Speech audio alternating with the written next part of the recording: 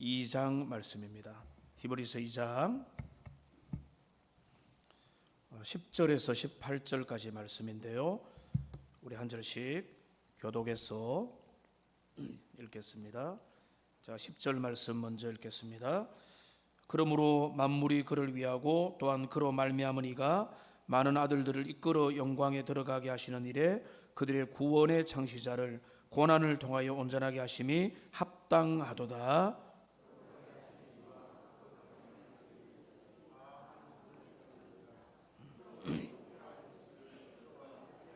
이르시되 내가 주의 이름을 내 형제들에게 선포하고 내가 주를 교회 중에서 찬송하리라 하셨으며,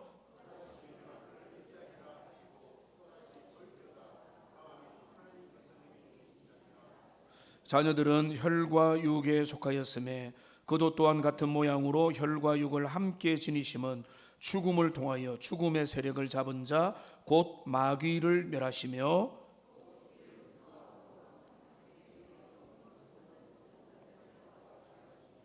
이는 확실히 천사들을 붙들어 주려 하심이 아니요 오직 아브라함의 자손을 붙들어 주려 하심이라.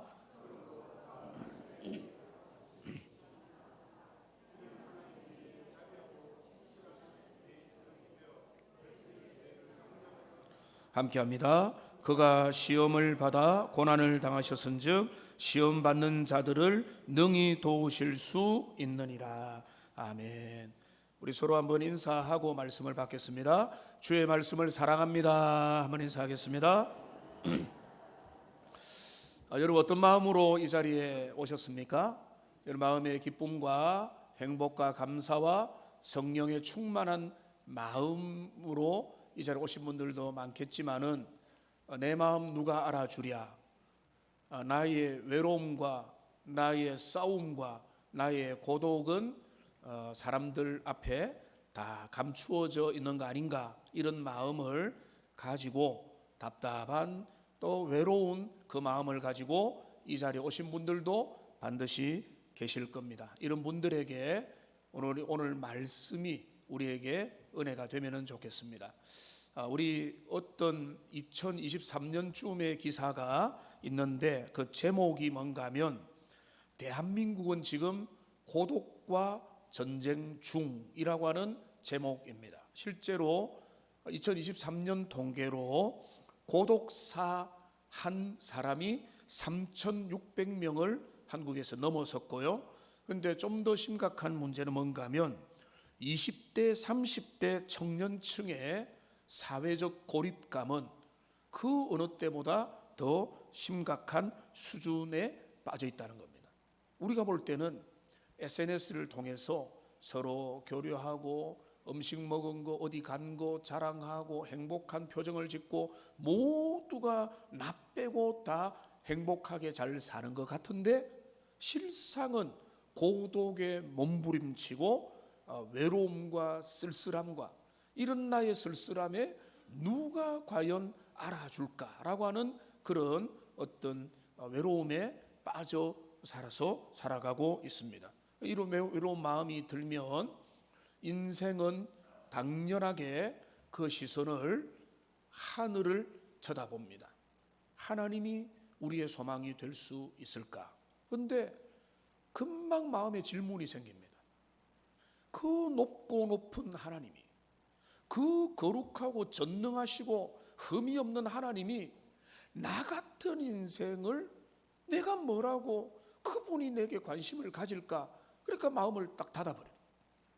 세상에서도 위로받지 못하는데 하나님을 향해서 참된 믿음이 없으면 하나님은 나 문제 신경 쓸 겨를도 없고 별로 관심도 없겠지라는 마음을 가지고 어쩔 수 없어, 인생은 원래 킬리만자로의 표범이야 이러면서 그 길을 걸어가는 것입니다. 근데 오늘 우리가 함께 나눌 이 말씀은 우리 신자는 그렇지 않다는 것입니다. 우리에게는 너무나 합당한 대제사장이 지금 우리들 가운데 계시다는 거예요. 그러니까 우리의 고독과 외로움과 시험과 어려움을 만날 때 그분을 찾고 그분을 의지하고 그분과 교제하면 다 된다. 그러니까 히브리 기자는 그들에게 도전하는 겁니다. 너희 어렵고 힘든 거 아는데 너희 그 모든 힘든 상황을 참되고 신실하고 자비로우신 대제사장 앞으로 가져가라. 이게 히브리서의 주제고 오늘 본문의 내용이 되는 것입니다.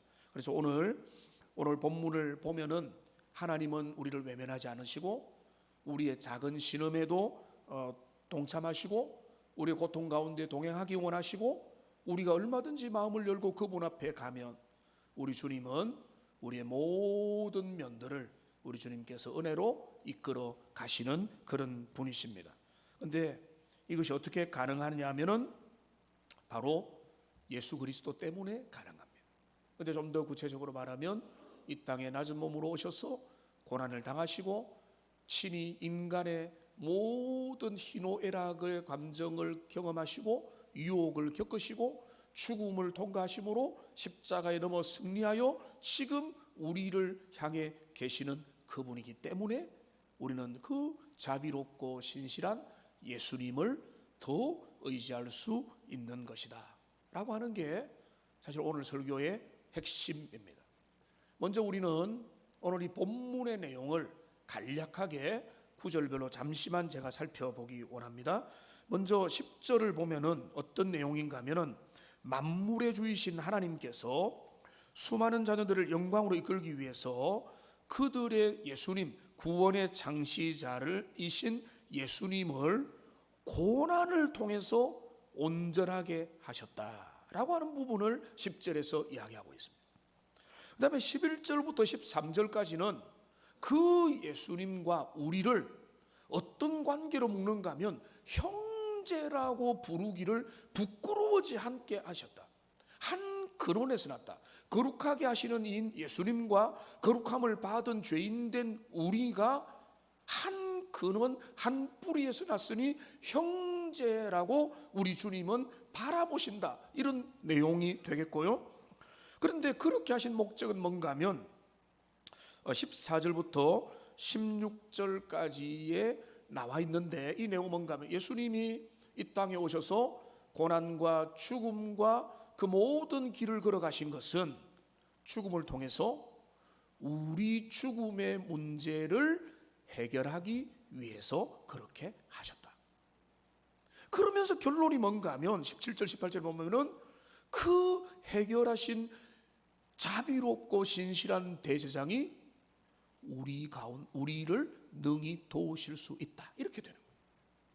그러니까 이거는 우리 학문이 많은 사람들이 연구하라고 주신 본문이 아니라 오늘 우리 같은 평범한 사람들이 말씀만 해서 예수 그리스도를 의지한다는 의미가 뭔지를 오늘 히브리서 기자는 우리에게 너무나 잘 알려주고 있습니다. 이 내용을 하나씩만 하나 찾아보겠습니다. 먼저 하나님께서 예수님을 고난을 통해서 구원의 창시자의 합당한 자격 요건을 갖추게 하셨다. 이게 10절에서 강조됩니다. 10절이 좀 문장이 길거든요. 10절을 같이 한번 읽어보겠습니다.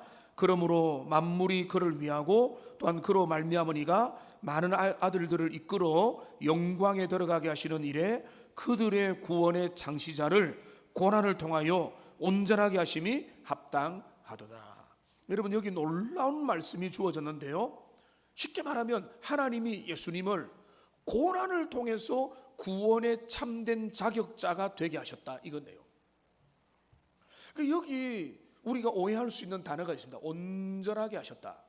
이 온전하게 하셨다는 말을 마치 보면은 흠이 있었고 결핍이 있었고 도덕적인 부족함들을 메꾸었다 이렇게 이제 보는데 그런 의미와는 전혀 관계가 없습니다.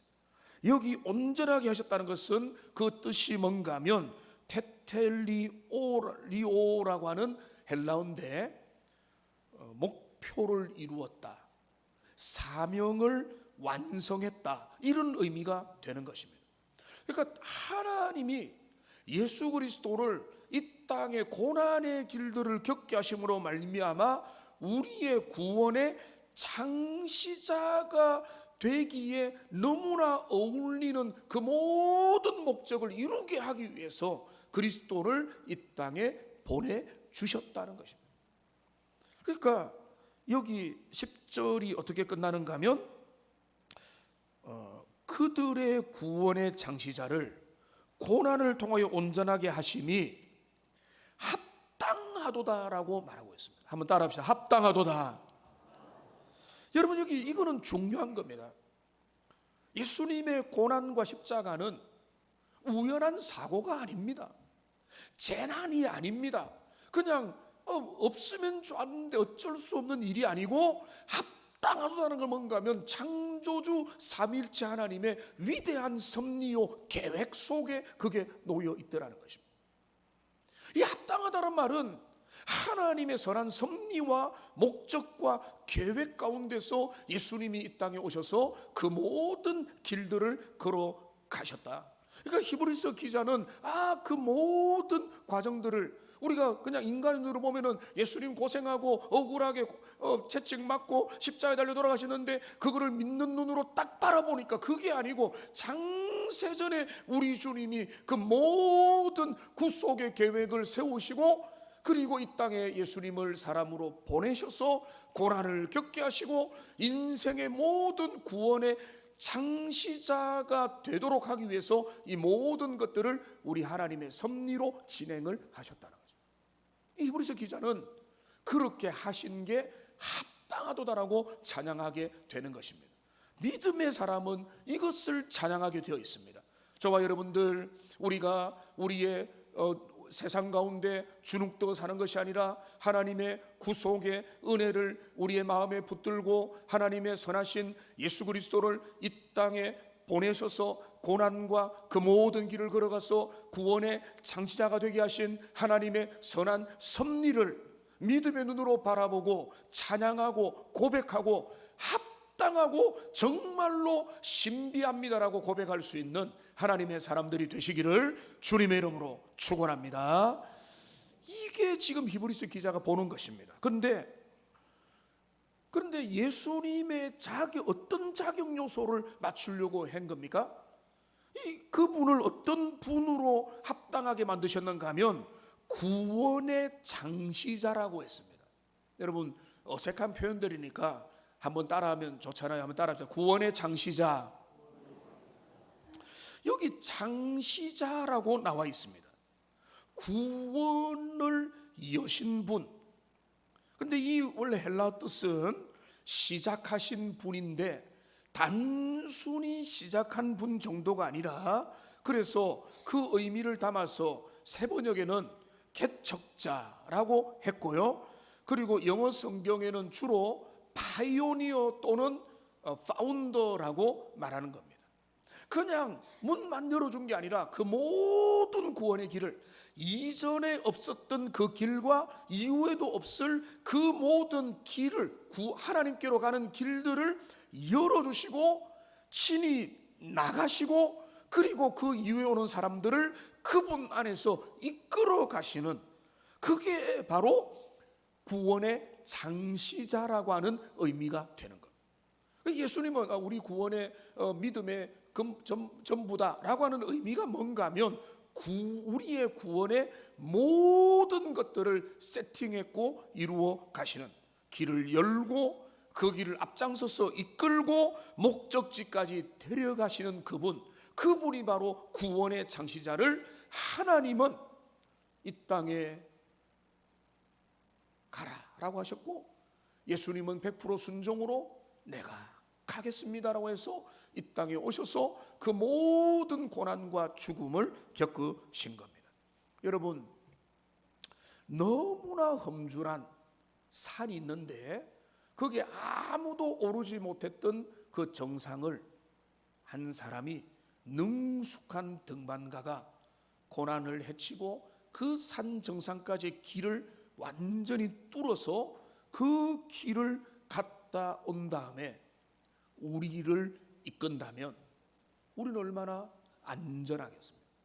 우리는 막연하게 안 가본 길을 헤매면서 가는 것이 아니라 이 땅에 오셔서 그 구원의 모든 길을 열고 길들을 만드시고 그분이 부활 능력을 가져서 이후에 오는 사람들을 이리로 오라고 이끌어가는 그 길 대신 그리스도께서 우리의 대상으로 계신다. 그러니까 그 구원의 창시자로 예수님은 우리들을 이끌어 가시는 그런 분이시라는 겁니다.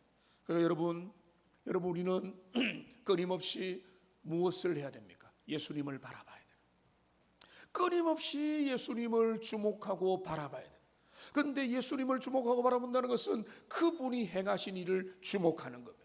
예수님이 우리를 위하여 여신 그 길, 우리의 구원을 위해서 행하신 그 고난과 죽으심과 그 모든 길들, 그게 바로 그 모든 것이 하나님의 계획 속에 있었다는 것을 우리가 인정하고 합당합니다 고백하고 찬양할 수 있는 은혜가 우리에게 회복되기를 주님의 이름으로 축원합니다.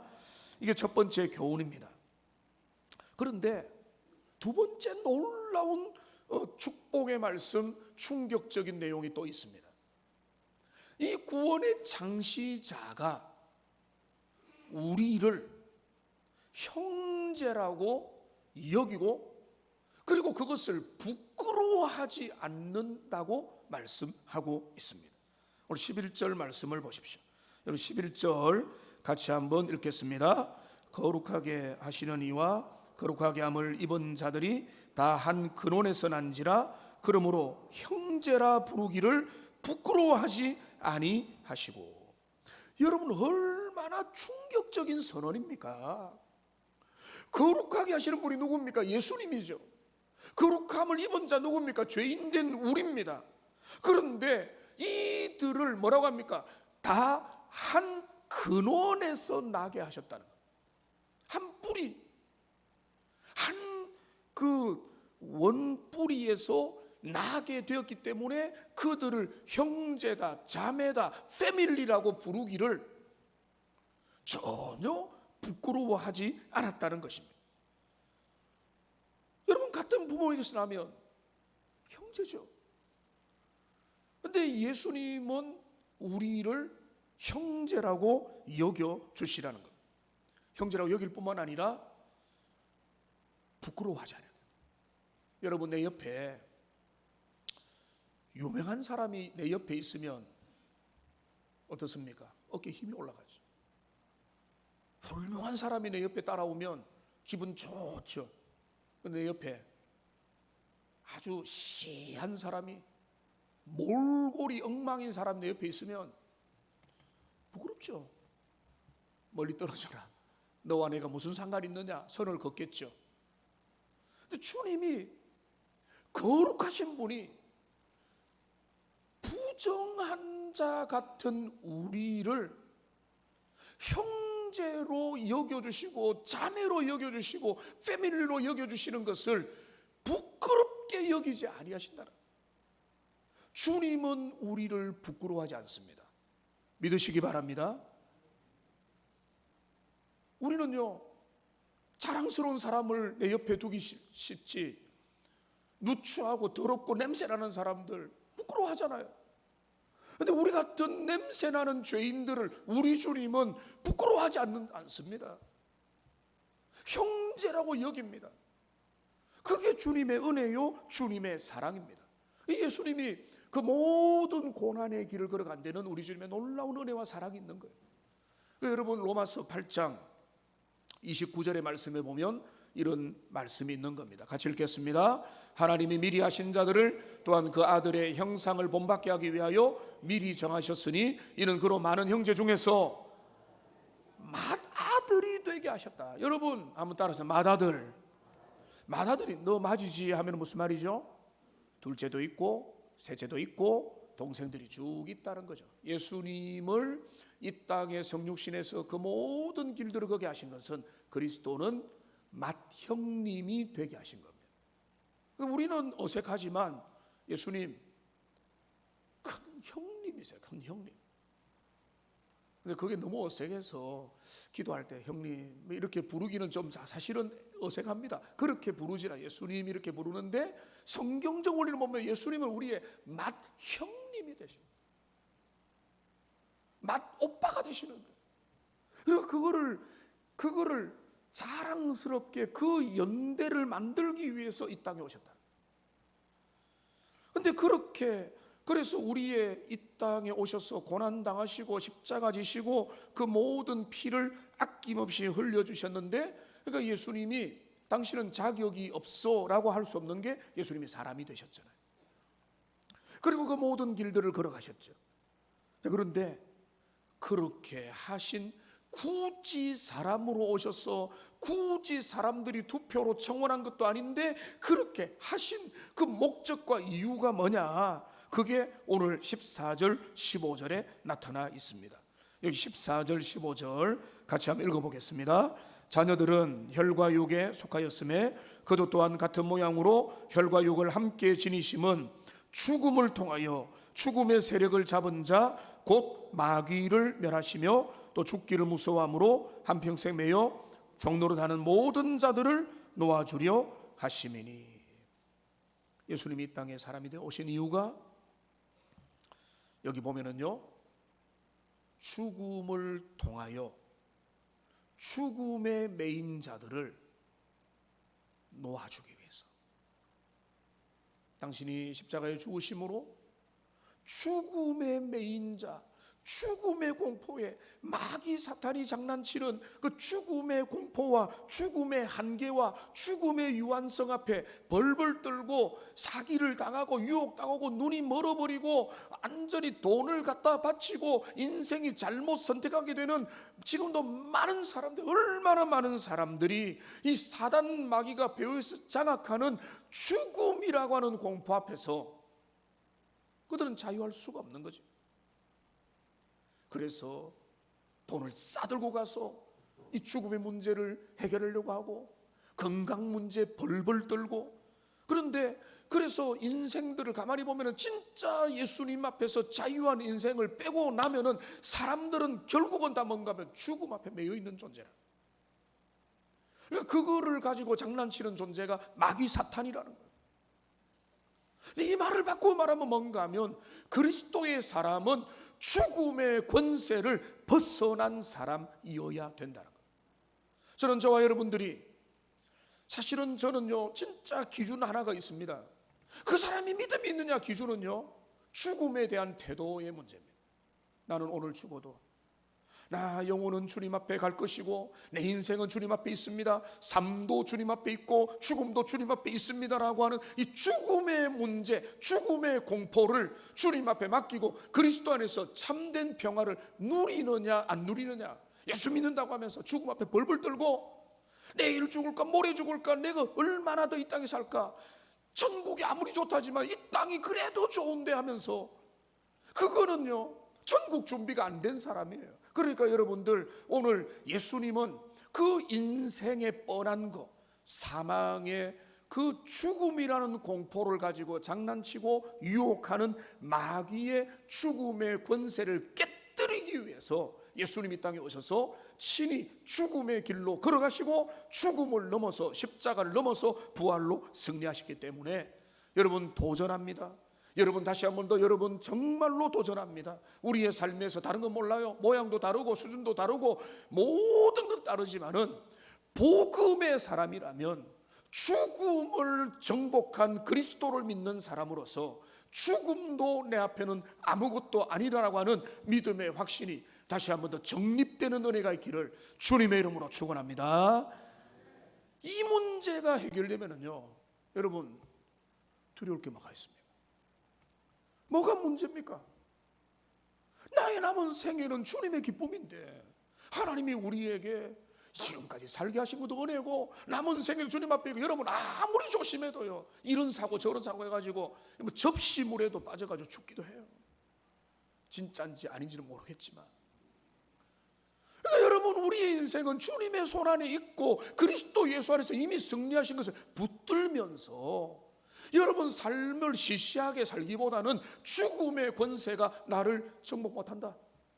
그리스도 안에 내 인생은 있고 주님이 붙잡으면은 내가 하나님이 주시는 생명까지 사는 것이고, 아니면은 그 주님이 데려가시면 오늘 밤에로 데려가시면 주님 알겠습니다 해야지. 안 됩니다, 안 됩니다. 통장 내놓을게요. 더 잘할게요. 소용이 없어요, 소용이. 여러분, 그러니까 예수 그리스도께서 이 땅에 오셔가지고 그 모든 길을 걸어가신 것은 그분 때문이 아니라 우리의 구원의 장시자가 되어서 우리가 참된 벌벌 떠는 인생이 아니라 우리도 우리의 인생을 죽음의 공포에 사로잡힌 존재가 아니라 하나님의 은혜에 사로잡혀서 자유하고 기뻐하며 찬양하며 누리며 살라고 우리 주님이 그 모든 일을 하신 겁니다. 이 은혜가 우리에게 넘치기를 주님의 이름으로 축원합니다. 그 은혜가 있는 것입니다. 자, 그래서 여러분 이제 그렇다면 그래서 여기 본문을 다시 보면은 죽음을 통하여 죽음의 세력을 잡은 자 곧 마귀를 멸하시기 위해서 예수님이 이 땅에 오셨다는 것. 마치 이거는 뭔가 하면 그 블레셋 군대와 이스라엘 군대가 치열하게 대치했지만 이스라엘이 벌벌 떠는 가운데 있는데 다윗이 나타나서 믿음으로 달려가서 골리앗을 향해서 딱 던졌을 때 그 갑옷의 투구를 정면으로 그 정조준에서 골리앗이 한 번에 무너진 것처럼 예수 그리스도가 고난과 다른 사람이 시시하게 생각했던 그 십자가의 방법으로 그 마귀 사탄의 그 권세를 그리스도가 적진을 향해 돌진하여 그 모든 죽음의 권세를 깨뜨리신 것입니다. 그런데 여기 세 번째 중요한 우리의 오늘 교훈이 있습니다. 근데 그건 뭔가 하면 이분이 지금 우리 가운데 계시다는 겁니다. 이분이 우리 옆에 계시고 우리를 돕기 원하고 우리의 삶에 관여하기 원하신다. 여러분, 오늘 그래서 17절을 보십시오. 17절 같이 한번 읽어보겠습니다. 그러므로 그가 범사의 형제들과 같이 되심이 마땅하도다. 이는 하나님의 일에 자비롭고 신실한 대장이 되어 모든 백성의 죄를 속량하려 하심이라. 여러분, 이 본문에 보면 17절만 보면 예수님이 우리와 같은 모습이 된 목적이 뭐라고요? 형제들과 같이 되심이 마땅한데 궁극적인 목적이 있죠. 자비하고 신실한 대제사장이 되는 것. 이게 포인트입니다. 자비롭고 신실한 대제사장이 되는 것, 이게 그리스도의 파이널 골, 궁극적인 목표입니다. 그러니까 예수님의 십자가도 영광스럽고 부활도 영광스럽지만은 히브리서 우리가 주는 교훈을 보면 그분은 누구신가라 할 때 그분은 자비롭고 신실한 살아있는 우리의 대제사장 형님, 그분이 지금 우리를 도우신다. 그런데 여기 참 좋습니다. 두 가지가 있습니다. 어떤 대제사장이라면 자비롭고 신실한 대제사장입니다. 구약의 제사장은 흠이 많았습니다. 오늘날 목사가 제사장은 아니지만은 그 비슷한 역할을 감당한다고 할 때 목사가 얼마나 흠이 많습니까? 부족함이 많습니까? 자신의 죄를 회개하고 하나님 앞에 성령 충만하여 서지 않으면은 할 수가 없는 겁니다. 예수님은 다르죠. 예수님은 자신의 흠이 없습니다. 없는데 그분은 어떤 건가 하면은 자비로운 제사장, 그리고 신실한 제사장. 이걸 하나씩만 간단히 살펴보면 신실한 제사장이라는 것은 하나님 앞에 사람 앞에, 여러분 우리는 신실한, faithful, sincere 뭐 이런 단어 얼마나 멋있습니까? 예수님이야말로 신실하신 분이에요. 신실하다는 것은 하나님 앞에 신실하다는, 하나님의 뜻, 하나님의 마음, 하나님의 기준 앞에 예수님은 흔들리지 않았어요. 자신의 사적인 이익을 개입시키지 않습니다. 하나님의 뜻에 온전히 순종하여, 어디까지 순종하죠? 죽기까지 순종. 그런데 또한 예수님은 얼마나 신실한가 하면은 예수님은 우리들 앞에도 신실합니다.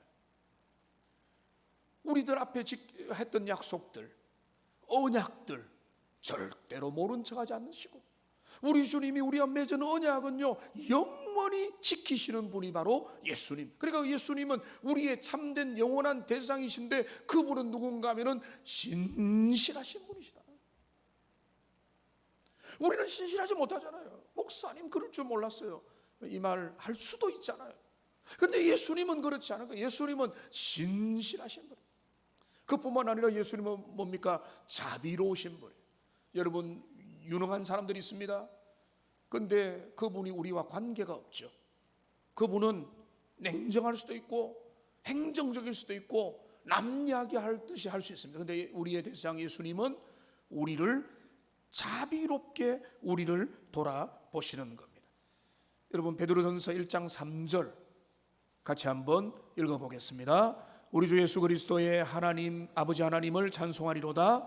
그의 많으신 긍휼대로 예수 그리스도를 죽은 자 가운데서 부활하게 하심으로 말미암아 우리를 거듭나게 하사 산 소망이 있게 하시며, 이 구절에 보면 우리를 그리스도 안에서 산 소망이 있는 사람으로 만들어 주셨는데, 그 모든 이유가 뭐라고요? 우리가 잘나서? 우리 실력 보고? 이 구절을 다시 띄워줬어요. 뭐라고 했습니까? 그의 많으신 긍휼대로. 할렐루야. 주님의 긍휼로 인해서 우리 하나님 자녀 삼아주신 거예요. 우리가 하나님의 자녀된 거는요, 하나님의 오직 은혜인 줄로 믿습니다. 다른 어떤 게 없어요. 우리가 자격이 있다 생각하면 이스라엘의 실패를 본받는 겁니다. 우리는 미련하고 연약하고 부족한데 주님의 한없는 자비와 은혜와 우리를 인간 사랑하심 때문에 우리를 하나님의 자녀로 해서 자녀의 길을 걸어가도록 우리에게 은혜 주신 겁니다. 많은 사람들 중에서 누가 입양을 받았어요. 근데 부모님 보고 나중에 따져듭니다. 왜 나만 입양했어요? 다른 사람들 저렇게 힘들어 가는데 왜 나만 입양했어요? 할 사람 있겠습니까? 없죠. 많은 사람들 중에 나 같은 사람을 집어서 입양을 해주시다. 너무너무 감사합니다 하는 게 정상이잖아요. 우리 주님이 우리를 그런 은혜로 우리를 입양 자녀로 양자 삼아 주셨다라고 하는 그런 말씀이라는 겁니다. 그런데 오늘 히브리서의 결론이 너무나 위대합니다. 18절입니다. 자, 18절 같이 읽겠습니다. 그가 시험을 받아 고난을 당하셨은즉 시험 받는 자들을 능히 도우실 수 있느니라. 여러분, 마지막 구절 보십시오. 능히 도우실 수 있느니라. He is able to help. 그는 충분히 일을 하실 수 있다는 겁니다. 당신은 하나님이시잖아요. 당신은 우리 옆에 안 계시잖아요. 당신은 우리 사정 모르잖아요. 여러분, 제가 몇 번 들어보면 목사님은 몰라요. 주방에 가보세요. 자, 거기서 잘난 체 하겠습니까? 한마디 했다가는 큰일 나죠. 제가 모르니까. 근데 여러분의 사정을 제가 잘 모르죠. 저의 사정을 우리 성도님들이 얼마만큼 알까 생각할 때도 있는데, 여러분의 속속들이 고민과 고난과 외로움과 사정을 제가 어떻게 다 알겠어요? 그런데 우리 주님은 달라요. 예수님은 다릅니다. 예수님은 뭔가 하면은 능히 여러분들의 사정을 알고 도와주실 수 있다. 왜요? 여기 나와 있잖아요. 그가 시험을 받아 고난을 당하셨기 때문에 시험 받는 자들을 다 도와줄 수 있다는 것입니다. 예수님은 탁상공론을 하시는 분이 아니십니다. 예수님은 친히 시험 받으셨습니다. 광야에서 시험 받으셨고, 제자들에게 배신을 경험했고, 사람들에게 오해를 받았고, 그는 십자가의 고통을 저절히 당했고, 결국은 하나님 아버지의 외면도 경험을 했습니다. 그 모든 것들을 친히 당하셨기 때문에 그런 사람들의 마음들을 잘 위로를 해주게 되는 겁니다. 그 어떤 의미에서 예수님은요, 좀 더 오늘날 표현되는 말로 하면은 상처 입은 지우자입니다. 여러분 보면은요, 사업에 실패했다가 다시 일어선 사람들은요, 실패한 사람들을 잘 돕습니다. 암이 내한테 있었다가 항암 과정을 잘 거쳐 나가는 사람들은요, 내 삶에 암이 이렇게 다가왔다 이러면은 그 사람들을 가장 잘 위로할 수가 있는 것입니다. 그러니까 깊은 실패를 경험한 사람이 다른 사람의 실패를 모른 척하고 막 더 악랄해지는 사람도 있지만, 기독교 시각에서 보면은 하나님의 사람들은 그 모든 실패를 경험한 사람은 그 실패하는 사람들을 누구보다 더 가까이에서 이해를 할 수 있게 되는 것입니다. 제가 어르신들 책도 읽고 어머니도 보고 장인 어른도 보고 주변을 보면서 이해는 한다고 하지만 제가 살아보지 않았잖아요. 50대 후반을 사는 사람과 70대 80대를 사는 사람이 제가 그들의 고독과 기도 제목과 한계와 연약함을 어떻게 이해를 하겠습니까? 그런데 예수님은 이 모든 것들을 다 이해하고 도우실 수 있는 것이다. 예수님은 당신이 친히 고난을 당하심으로 죽음의 고통을 당하심으로 상처 입은 치유자가 되셨고, 그래서 그분 앞에서 우리는 언제든지 나갈 수 있다. 여러분, 오늘 결론이 바로 그겁니다. 능히 도우실 수 있는 그 자비하고 신실한 대상이 우리 가운데 계시다. 여러분, 이것을 믿음의 눈으로 바라보는 게 신자의 모습이 되는 것입니다. 그러므로 여러분, 이제 말씀을 좀 정리를 하면, 오늘 히브리서 말씀을 통해 우리는 우리에게 주어진 구원의 은혜가 얼마나 크고 위대한지를 오늘 발견하게 되는 것입니다.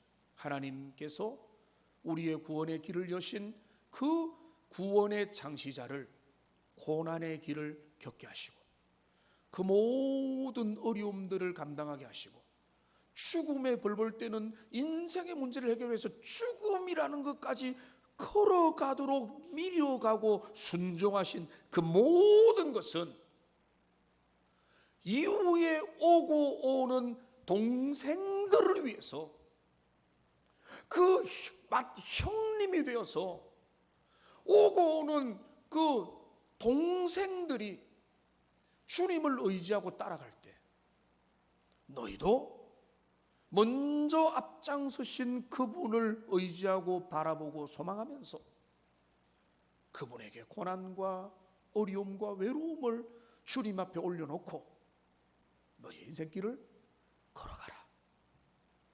그거를 위해서 우리 주님은 먼저 그 길을 걸어가신 겁니다. 여러분, 우리의 삶은 참 외롭다. 내 인생 누가 진정 알아주라. 자녀 다 키워왔더만은 자기 살림하는데 관심이 있고, 내 인생을 진짜 알아줄 사람이 누가 있느냐? 그럴 수 있습니다. 어쩌면 우리의 진정한 외로움은 세상에서 해결이 안 됩니다. 하나님은 너무 멀리 계시는 거 아니냐? 그렇지 않다는 것입니다. 하나님은 우리의 자비롭고 신실한 대상이 되셨어. 근데 그분이 어떤 일을 하셨다고요? 우리가 겪는 모든 것들을 친히 다 경험하시고 우리를 위해서 기다리고 팔을 뻗고 기다리세요. 나오라, 의지하라, 바라보라, 고백하라. 내가 너희를 돕고 힘을 주겠다. 이 주님의 그 위대한 초청을 다시 한 번 더 기억하면서 우리의 제장 되신 그리스도를 의지하고 믿음의 길을 걸어가는 하나님의 복된 백성들 다 되시기를 주님의 이름으로 축원합니다. 기도하겠습니다. 살아계신 하나님 아버지,